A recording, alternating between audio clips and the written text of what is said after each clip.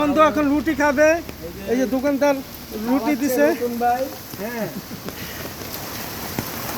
খাও না, আমি খাবো না। খাইয়েছি বাতিজা বৃষ্টির ভিতরে বসে আছে, দেখাতে নেই তো না এই বেচা কিনা নাই। এই পল্লবী এই যে গাছের নিচে বসে আছে,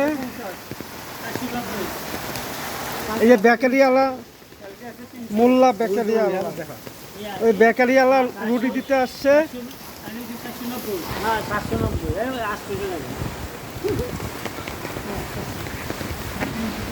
এই যে আমার ভাই বসে আছে একটা বাচ্চা নিয়ে, আমাকে ডেটি ডাকে। আমি তোমার কি লাগি?